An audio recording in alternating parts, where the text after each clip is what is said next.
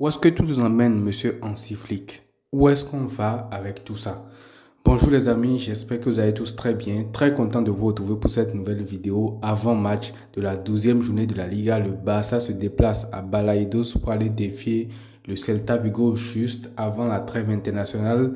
D'habitude, je fais des avant-matchs quand même assez structurés et tout, mais je pense que dans cet avant-match-là, on va plus parler du coach, monsieur Hansi Flick, pas pour le dénigrer et tout, mais en tout cas pour analyser ce qui se passe à l'heure actuelle. On va parler également de certaines actualités comme le retour au Camp Nou qui est quand même assez proche maintenant. Il y a eu un entraînement qu'on a eu hier là-bas, donc on va parler de tout ça dans cette vidéo. Avant d'aller plus loin, n'hésitez pas à liker la vidéo, à vous abonner si ce n'est pas encore fait. C'est gratuit et ça me soutient tout simplement. Alors, sans plus tarder, on va commencer tout de suite par Monsieur Hansi Flick. Et déjà, vous savez, pour qu'il n'y ait pas de personnes qui se méprennent par rapport à ce que je dis, je vais d'abord énoncer toutes les circonstances atténuantes qu'on peut trouver à Hansi Flick. Parce qu'aujourd'hui, je suis sûr que tout le monde est quand même assez reconnaissant envers ce qu'il a fait pour notre club l'année passée. Donc, pour cette saison, oui, on peut considérer à Hansi Flick qu'il n'y a pas eu de mercato à cause des problèmes structurels et économiques du Barça. Oui, on peut également considérer qu'il y a énormément de blessés, ce qui ne favorise pas la mise en place de son système. Oui, on peut également considérer le fait que l'effectif est limité par les facteurs que je viens de citer. Et oui aussi, on peut toujours considérer que la saison passée a été réussie et a été largement au-delà de nos attentes. Mais une fois qu'on met tout ça de côté, on a quand même le droit aujourd'hui de se demander si on va dans la bonne direction avec Hansi Flick. Alors attention, quand je dis ça, je ne parle pas de remettre en cause tout le système, tout ce qu'il a mis en place. Je parle juste du fait de la cohérence d'utiliser ça à un moment pareil. Et d'ailleurs, ça commence vraiment à faire parler parce que même après le match contre Bruges, par exemple, Thierry Henry en a parlé dans son émission avec Ketabdo, Mika Richard et tout. Et donc, ça commence à faire vraiment du bruit comme quoi est-ce que le Barça peut toujours continuer à jouer comme ça? En fait, ce que moi je demande à Hansi Flick, c'est pas de modifier son plan et tout, c'est juste que quand tu sais que tu n'as pas les ingrédients pour tenir de cette manière-là, autant jouer différemment, autant reculer peut-être un peu, autant le faire par parcimonie. Et franchement, quand on a vu le match contre Bruges, on était tous dégoûtés. En tout cas, moi, j'étais dégoûté. On ne peut pas se satisfaire d'un 3-3, même si c'est à l'extérieur contre Bruges. Et j'attendais vraiment la conférence de presse d'après-match de Hansi Flick parce que je voulais vraiment voir ce qu'il allait dire. Je savais qu'il allait être questionné par rapport à cette ligne haute-là, par rapport à la ligne du hors-jeu et tout. Et quand on lui a posé la question, bon, il s'est senti agacé, ce qui est normal. Mais en fait, ce qu'il a répondu, c'est que vous verrez quand tous mes joueurs seront là. Et en gros, ce qu'il dit, c'est qu'il va continuer modicus à jouer comme ça. Donc pour ce match-là, encore ce week-end, ne vous attendez pas à quelque chose de fou. Hein. On va toujours mettre la ligne haute et on va subir des occasions, des occasions. Ce sera à qui va les mettre. Maintenant, quand je reviens sur les propos de Hansi Flick, je ne sais pas s'il faut interpréter ça comme un coach qui est borné ou comme un coach qui est confiant de ses idées. Parce que quand il dit, par exemple, qu'on va voir quand les joueurs seront de retour, mais bien sûr qu'on est d'accord. Si tu ramènes un Rafinha aujourd'hui, si tu ramènes un Pedri, en tout cas, si tu ramènes tous les ingrédients qu'il faut et que les joueurs font effectivement tous les efforts, contrairement à Rashford, par exemple, qui ne presse pas, qui te met systématiquement en difficulté et tout, on est clair que le jeu va changer. Mais actuellement, tu as une équipe, en fait, qui ne presse pas du tout. Déjà, quand je prends la ligne de devant, Lamine Yamal, c'est vrai, il n'est pas à 100%, mais il fait semblant de presser actuellement, on ne va pas se mentir. Ferran Torres, il court, mais il ne presse pas bien en fait. Rashford, n'en parlons même pas. Sur le premier but de Bruges qu'on encaisse la dernière fois, par exemple, allez bien revoir l'image, il était juste à côté du joueur qui avait le ballon, il n'est pas allé le voir, ce qui fait que Baldé ne savait pas qui prendre, il a douté et forcément derrière, il y a eu ce but-là en fait. Donc, ce que moi je reproche à Hansi Flick, c'est juste de ne pas pouvoir s'adapter parce que quand il dit que quand ces joueurs vont revenir, ça sera bien et tout, moi je dis juste, en attendant qu'ils reviennent, fais avec ce que tu as. Ne te renie pas totalement, c'est pas ce qu'on dit, mais fais avec ce que tu as parce que si tu continues à jouer comme ça, tu pourrais perdre des points et dès que ton équipe type va revenir maintenant, si tu as déjà 10 points d'avance et que Rafinha revient, que Pedri revient et tout, ça ne va rien changer en fait. On va juste gagner les matchs, mais comment on va combler tous ces retards-là? Et d'ailleurs même, ça peut être piège aussi dans le sens où, même en début de saison, quand on disait que le Barça n'allait pas bien, qu'on ne retrouvait pas les automatismes de la saison dernière, Rafinha était là, Pedri était là, tout le monde était là. Mais pourtant, tu sens qu'il y avait un souci au niveau du pressing. C'était plus coordonné comme l'année dernière et tout. Donc, une chose est de dire que quand tes joueurs vont revenir, ce serait bien. Une chose est de savoir qu'effectivement, ça sera le cas, ce qu'on espère tous. Mais une autre chose est de s'adapter à l'heure actuelle. C'est tout ce que moi je demande à Hansi Flick, mais malheureusement, je pense qu'on ne l'aura pas ce week-end.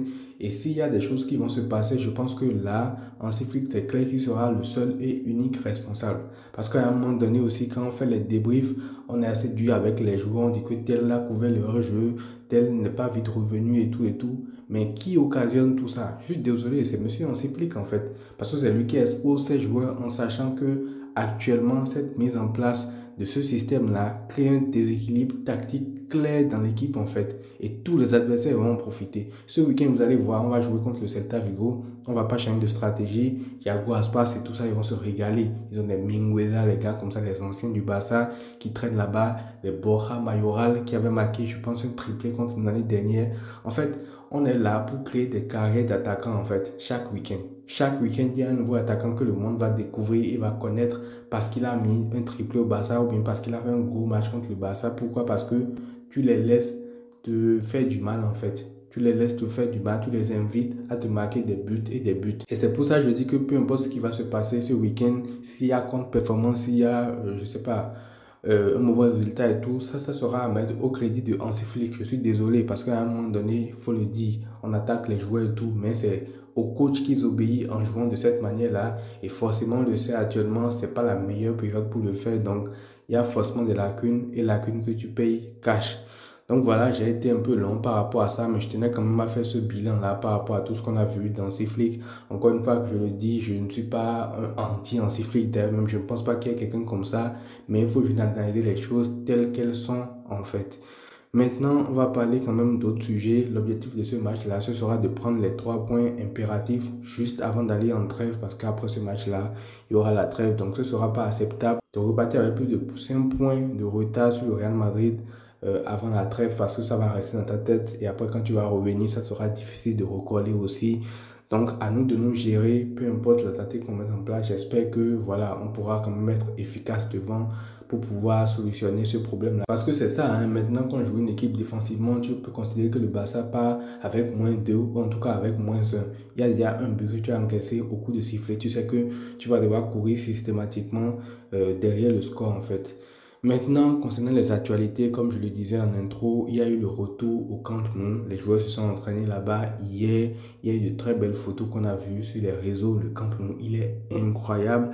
Et c'était cool quand même de revoir ce stade-là pour tout ce qu'il représente, pour l'histoire du Barça et tout. C'était cool aussi de voir un entraînement comme ça, ouvert au public. On a vu les joueurs s'entraîner sur le stade. Donc je pense que si l'entraînement s'est passé là, déjà, c'est que voilà, ils pensent quand même à l'ouvrir dans quelques temps. Donc j'espère que ce sera le plus tôt possible parce que le Montjuic ça a bien dépanné et tout. Mais je pense que là, ce serait bien de revenir au Camp Nou, d'avoir cette sensation de vraiment être à domicile et ça va faire du bien à toute l'équipe en fait.